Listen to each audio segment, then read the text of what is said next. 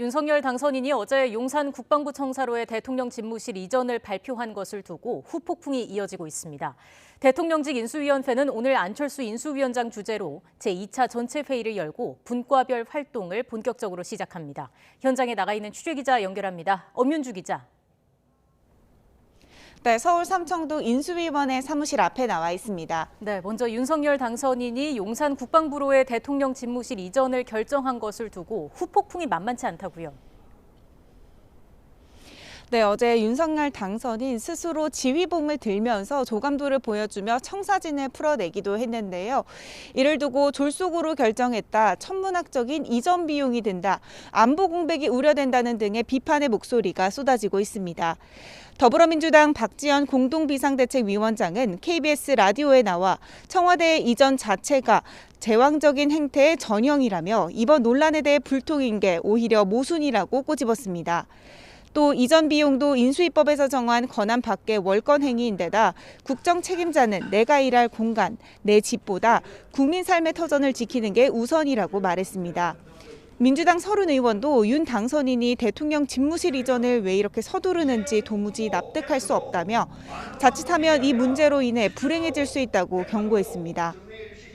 이에 대해 청와대 이전 TF를 이끈 윤한홍 의원은 예비비 496억 원 안에서 국방부 등 연쇄 이동까지 가능하다고 본다며 비용 1조는 황당한 이야기라고 반박했습니다.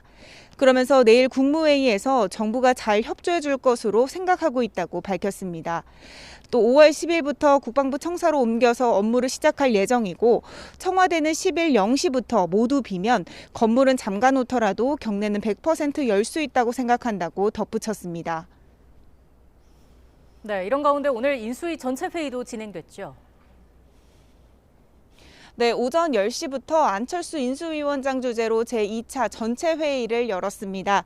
이 자리에서 기획조정 분과를 통해 각 업무별 일정을 확인하고 업무보고 양식과 분과별 활동 계획 등 인수위 활동에 필요한 제반 사항 등을 안내했는데요. 먼저 안 위원장의 발언 들어보시죠. 각 분과만이 원팀이 아니라 인수위 전체가 원팀이라는 마음가짐이 필요합니다. 맡은 해당 분야만 생각하지 마시고 무엇이 대한민국 전체의 미래와 새 정부의 성공을 위한 최적의 대안인지를 함께 생각하고 지혜를 모아주시기를 부탁드립니다.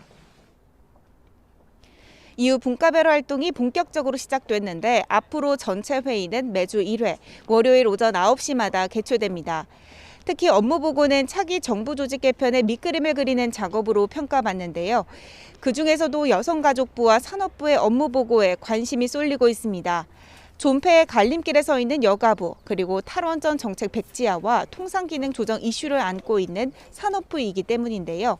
새 행정부의 부처를 어떤 방식으로 구성할지 먼저 정해야 내각 인선에 돌입하고 구체적인 정책 조율도 가능해져 정부 조직 개편의 구체적인 윤곽이 어떻게 잡힐지가 앞으로의 관전 포인트입니다. 안 위원장은 또 오후 2시에는 코로나19 대책 마련을 위해 설치한 코로나19 비상대응 특별위원회 회의도 개최합니다.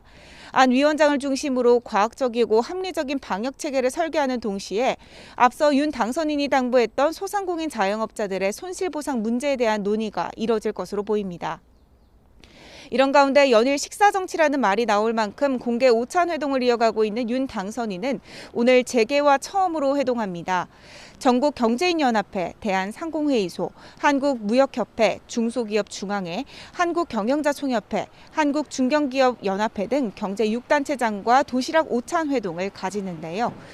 윤 당선인은 회동에서 새 정부 경제정책을 설명하고 재계의 목소리를 청취할 것으로 보입니다. 앞서 윤 당선인은 후보 시절부터 정부 주도에서 민간 주도의 경제 패러다임 전환을 강조해 왔습니다. 자, 그리고 아직 문재인 대통령과 윤석열 당선인이 만나지 못했잖아요. 회동 실무 협상이 재개됐다고요. 네, 말씀하신 대로 문재인 대통령과 윤석열 당선인 아직 만나지 못했습니다. 이 대선 후 열흘이 지나도록 만나지 않은 건데 역대 대통령과 당선인의 첫 회동을 살펴만 보더라도 이미 최장 기록은 넘어선 상황입니다. 이를 두고 신구 권력 간 충돌이 시작됐다는 등의 분석이 나오자 지난 18일 문재인 대통령이 빠른 시일 내에 격의 없이 만나자고 제안했습니다. 이에 윤석열 당선인 측도 국민이 보시기에 바람직한 결과를 드릴 수 있도록 노력하겠다고 화답했는데요. 오늘 윤석열 당선인 측의 장제원 비서실장과 이철희 청와대 정무수석이 만나 실무 협상에 나서는 것으로 확인됐습니다. 양측 모두 오래 끌어봤자 부담이 될 수밖에 없는 만큼 이번 주 내에 회동이 성사될 가능성에 무게가 쏠리고 있습니다. 조금 전 김은혜 당선인 대변인도 만남을 통해 상호 신뢰를 바탕으로 좋은 결과를 도출하길 노력하겠다고 힘을 실었고요. 여기에 박수현 청와대 국민소통수석도 YTN 라디오에서 회동이 연기된 데 대해서는 국민께 죄송하다면서 실무 협상이 잘 가동돼 당선인과 대통령이 만나 허심탄회하게 많은 말을 할 수 있는 환경을 마련하는 게 중요하다고 강조했습니다. 지금까지 서울 삼청동 인수위원회 사무실 앞에서 YTN 엄윤주입니다.